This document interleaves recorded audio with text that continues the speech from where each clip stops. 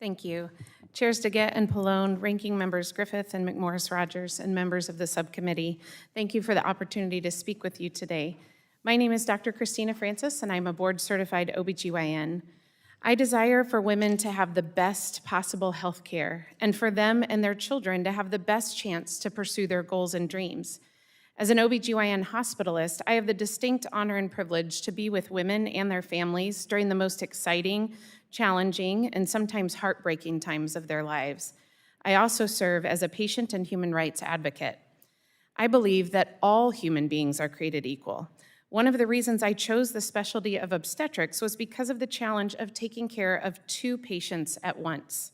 With the advancements in medical technology and understanding over the last 49 years, it is now undisputed fact that at the moment of fertilization, a distinct, living, and whole human being comes into existence. Thankfully, in most circumstances, the lives of my two patients benefit one another, and our mantra of healthy mom and healthy baby is a reality.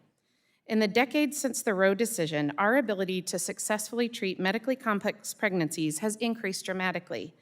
There are, however, still situations in which a pregnancy complication can occur and endanger a pregnant woman's life, such as an ectopic pregnancy or an infected uterus, which I have treated hundreds of times in my 14-year career. My intent in these situations is to save the life of the mother, not, as is the case in an abortion, to end the life of the preborn human being. However, this can be done in a way that not only ensures the mother receives excellent medical care, but also respects the dignity of the life of her child, something my patients have been very grateful for. There's been a lot of false information being spread that laws limiting abortion will prevent these life-saving treatments, but this is blatantly absurd. Not only do no state laws currently on the books prohibit these treatments, but even state laws restricting abortion pre-Roe allowed for them. The nearly 7,000 members of APLOG, the American Association of Pro-Life OBGYNs, along with the remainder of the 76 to 93% of OBGYNs who do not perform abortions, know that elective abortion does not need to be legal in order to ensure we can provide our patients with excellent health care. Our position at APLOG is that women deserve fully informed consent. This should be a point of common ground for both abortion advocates and those who advocate for both patients. Women cannot receive fully informed consent on risks and benefits of any given procedure if they are not seen by a physician or other qualified medical professional, and yet we see this happening with the push for self-managed abortions via pills obtained online. This actively places women's lives at risk as they cannot be adequately screened for ectopic pregnancies, which occur in 1 in 50 pregnancies, or for an accurate gestational age, something ACOG states up to 50% of women will be wrong about without an ultrasound. Women deserve better than this kind of negligent care. I was the only OBGYN for roughly 300,000 women in rural Kenya for 3 years. I've seen firsthand what happens when women don't have access to basic medical care. And I've also seen what interventions improve their outcomes: access to quality prenatal care, access to blood products, and appropriate screening and treatment of health complications during pregnancy. Excellent health care does not include abortion. Elective abortion has no health benefits to my patients. It ends the life of one, and it often causes harm to the other. There are more than 160 studies that show an increased risk of preterm birth in future pregnancies after surgical abortions.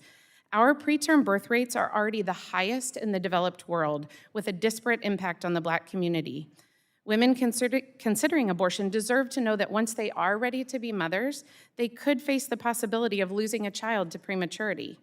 Having sat and cried with patients in this very situation, I couldn't help but wonder if they would have made a different decision had they only known. Abortion also leads to a significant increased risk of adverse mental health outcomes. The vast majority of the peer-reviewed literature on this issue shows that the long-lasting mental health effects from abortion include depression, anxiety, drug abuse, and suicide. One very large registry-linked study showed that women who had abortions had a 7 times increased risk of suicide compared to women who carried their pregnancies to term.